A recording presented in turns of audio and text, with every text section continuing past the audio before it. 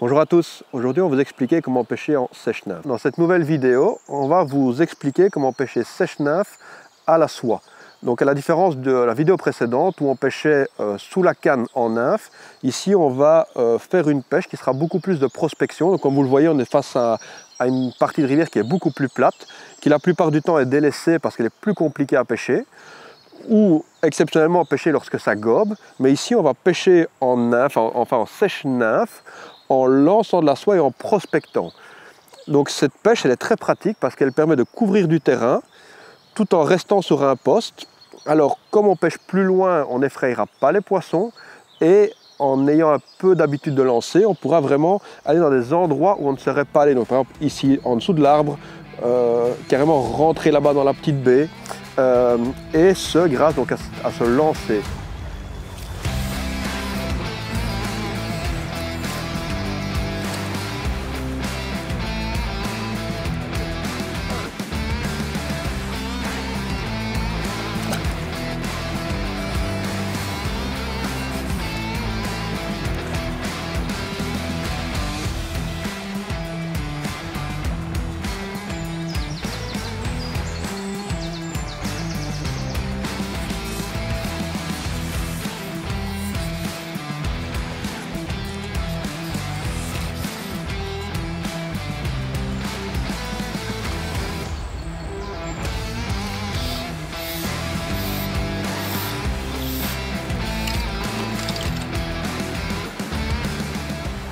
Ici, on va pêcher en sèche-nymphe, mais à distance.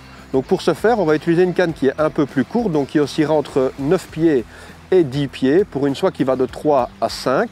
Moi, personnellement, j'ai une 9 pieds soit 3 d'action médium. Donc j'utilise la River Maniac. Et pourquoi je veux une action médium? C'est simplement de par ma façon de pêcher. Comme on va pêcher la plupart du temps entre 4 et 10 mètres, et quand on pêchera un peu plus loin, que je devrai ferrer et que j'aurai un peu plus de force et de poids de soie, le fait d'avoir une canne d'action médium me permettra d'un petit peu adoucir le ferrage et d'avoir probablement moins de casse. Donc ça c'est au niveau de la canne. Au niveau de la soie, j'utilise une soie WF qui est une soie de 3. Et pour le bas de ligne, c'est simplement celui qu'on a vu dans la vidéo sur les bas de ligne, auquel au niveau de ma pointe, donc après mon micro-ring, j'ai un morceau qui fait à peu près 60-70 cm. J'ai une potence qui fait une dizaine de centimètres. Et puis au bout de cette potence, moi ici pour le poste, j'ai à peu près 70 cm. Cette longueur entre la sèche et la nymphe, vous allez devoir l'adapter au poste dans lequel vous pêcherez. Donc ici, bon, j'estime que j'ai à peu près justement 70 cm de fond. Mais si vous avez un pool avec, mettons, 2 mètres d'eau, mais naturellement, vous devez largement rallonger votre pointe. Et si par contre, vous pêchez des petites eaux peu profondes avec des touches très courtes, mais vous raccourcissez au minimum à peu près qui est à 50 cm. Au niveau des mouches, c'est très simple. J'ai une sèche indicateur. Ici, pour le cas présent, c'est un parachute avec un pompon orange qui me permet de voir ma mouche de loin et d'avoir quelque chose qui flotte. Et aussi, en même temps, ça doit flotter, mais ça doit se sécher rapidement. Parce que chaque fois que vous aurez une touche ou que la mouche de pointe touchera un caillou, ça va couler et il faut que cette mouche soit bien graissée et qu'elle se sèche très rapidement. La nymphe, c'est très simple. Moi, j'ai une oreille de lièvre avec une bille en laiton. Alors, c'est chose qui se fait de moins en moins, le laiton. Moi, personnellement, je l'utilise très peu dans les courants, mais pour ce cas de figure où on pêche des postes lents, eh bien, le laiton coulera beaucoup plus lentement et vous donnera une distance de pêche qui sera beaucoup plus grande. Sur un poste comme celui-ci, c'est vraiment l'endroit où on voit l'intérêt de cette pêche avec une sèche et une nymphe en tandem en lançant de la soie. Donc on est sur la partie amont d'un courant qui se pêche normalement différemment, donc plutôt comme on l'a vu dans la vidéo précédente avec 2 nymphes et un fil indicateur. Par contre ici, sur cette partie beaucoup plus lente et où il peut y avoir un poisson pratiquement n'importe où, ça ne fonctionnera pas. Donc il faut soit le pêcher en noyé, soit en sèche si ça gobe, ou comme on le fait ici, à l'aide donc d'une canne où on lance de la soie et en faisant donc un tandem avec une sèche et une nymphe. Le grand avantage de cette façon de prospecter, c'est qu'on pêche amont, donc théoriquement on n'effraie pas les poissons, et que l'on peut être très précis en pêchant loin de nous sous les arbres, et tout en même temps pêcher dans le milieu de rivière ou la berge de l'autre côté. Donc c'est une pêche où je vais toujours pêcher entre 4 mètres et 10 mètres au maximum de moi. Et je vais vraiment prospecter tous les postes comme ça en montant la rivière petit à petit. Alors la sèche me permettra de prendre une truite si elle gobe et la nappe me permettra de pêcher sous l'eau.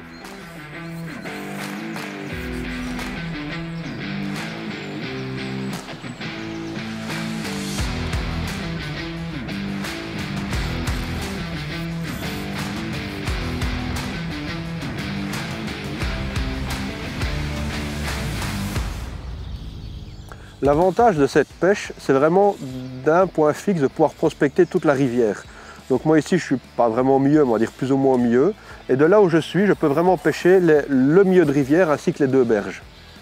Quelque chose que vous pouvez faire, une fois que vous arrivez et que votre mouche commence à draguer, c'est de tout doucement l'animer en la retirant vers vous, comme ceci. Alors sur les ombres, ça ne fonctionne pas trop, mais sur les truites, c'est assez bon certains jours. Tout comme par exemple ici, je vais avoir une dérive qui va être très courte. Mais je peux très bien, voilà, comme ceci, animer ma mouche et la faire un petit peu. Donc, ma mouche qui est en sauteuse va avoir tendance un peu à faire du surf sur l'eau. Et la nymphe derrière pêchera à peu près comme une noyée qu'on anime.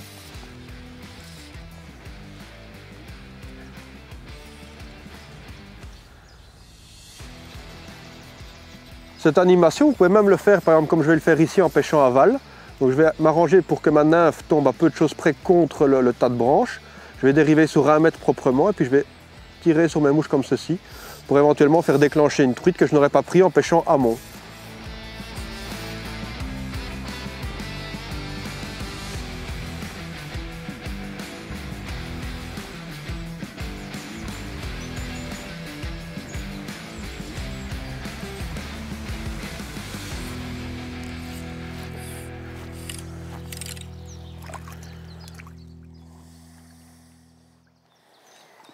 Alors contrairement à la pêche qu'on a vue précédemment, à la pêche sous la canne, ici au niveau des poids de mouche c'est beaucoup plus facile.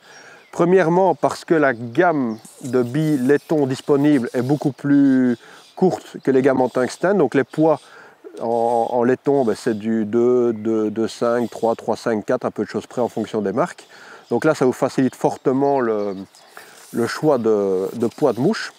Et aussi de par le fait que en pêchant comme cela à une certaine distance, il faut quand même pêcher un peu plus léger, sans quoi vous serez tout le temps dans le fond.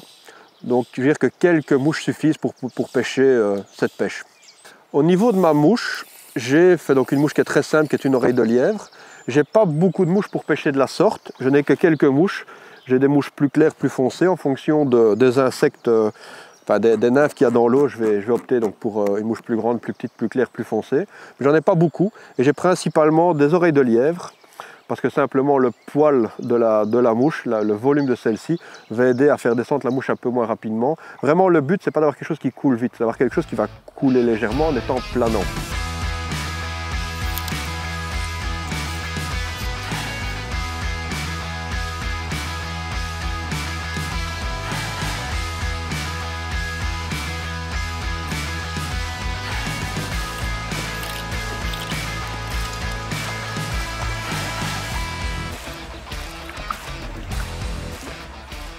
Bon, ici on est typiquement devant le cas de figure où je vais devoir alourdir. Donc j'avais une bille de 3 mm. Ici je vais essayer de passer sur une 3.3 ou 3.5 parce que simplement la profondeur d'eau est un peu plus importante. Quand vous pêchez comme ceci à une certaine distance de vous, il est préférable de pêcher un peu plus épais. Donc traditionnellement je pêche beaucoup en 9 ou en 11. Ici je vais plutôt pêcher 11 ou 13 pour deux raisons. La première c'est que comme vous pêchez un peu plus loin de vous, le poisson n'est pas alerté. Donc le fait de pêcher plus grand dérangera moins. Et aussi parce que comme vous pêchez loin, au moment où vous allez ferrer, vous allez quand même mettre plus de force sur le ferrage pour piquer le poisson et simplement être de par l'inertie du poids de la soie.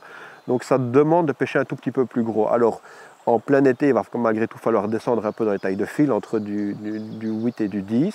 Mais en théorie, en plein été, vous avez quand même pêché déjà pas mal pendant le début de saison, donc vous êtes quand même un peu plus aguerri, donc vous savez amortir un peu les ferrages. Mais comme ça, en début de saison, quand on n'est pas encore tout à fait rodé, on peut vraiment se permettre de pêcher une taille de fil au-dessus.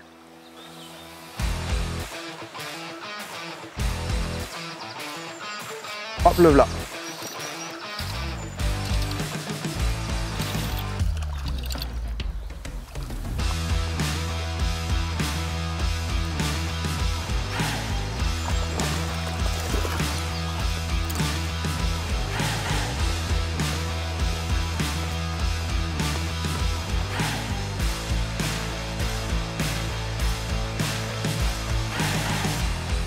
Contrairement à l'approche qu'on a faite ce matin où on pêchait avec de la soie à distance, ici on pêche sèche-nymphe mais plutôt en tandem sous la canne parce que le poste n'est pas du tout le même. Ce matin on prospectait vraiment quelque chose de très plat et de linéaire et ici on pêche des courants, donc c'est toujours le même système de tandem à part qu'on le pêche vraiment comme avec une canne en nymphe.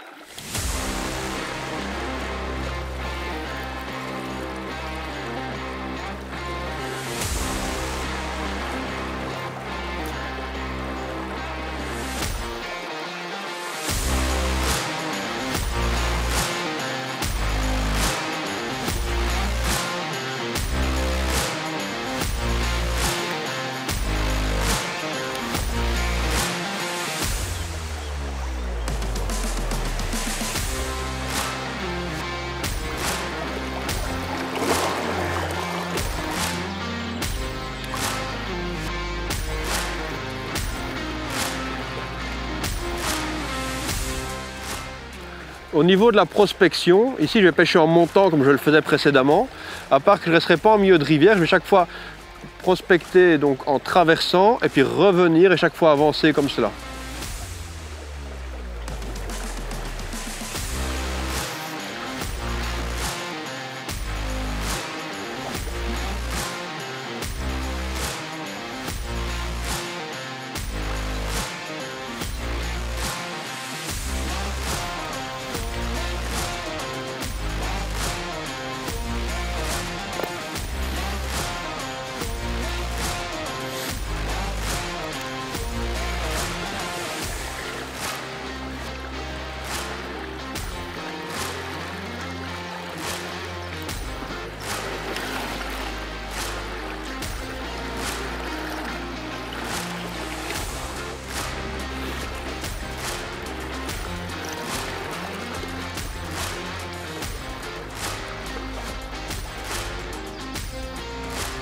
Hop,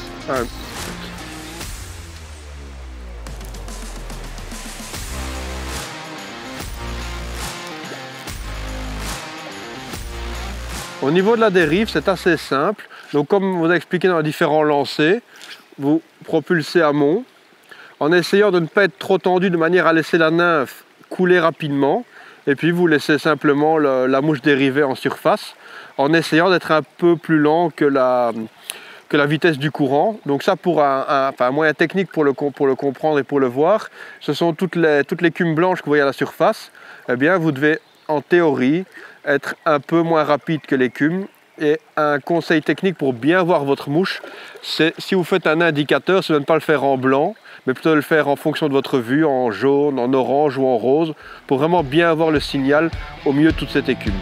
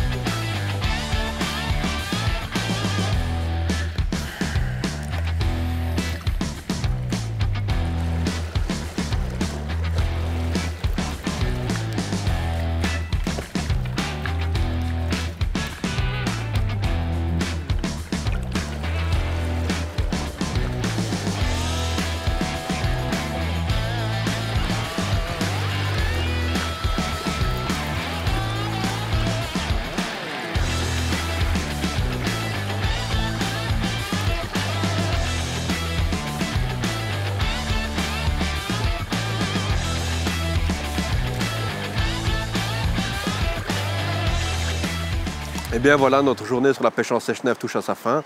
On a essayé autant que possible de vous montrer cette technique sur tous ses aspects. Vous le constaterez par vous-même, il y a vraiment des secteurs où ça s'y prête et d'autres où ça se prête un petit peu moins. Il y a malgré tout moyen de prendre des poissons un peu partout, mais bon, autant que possible, autant utiliser chaque technique adéquate sur un poste qui lui convient. Donc ce sera à vous de faire un amalgame entre la vidéo précédente et celle-ci. On vous aura montré deux types de pêche en nymphe. On vous dit à bientôt dans de prochaines vidéos et merci de nous suivre.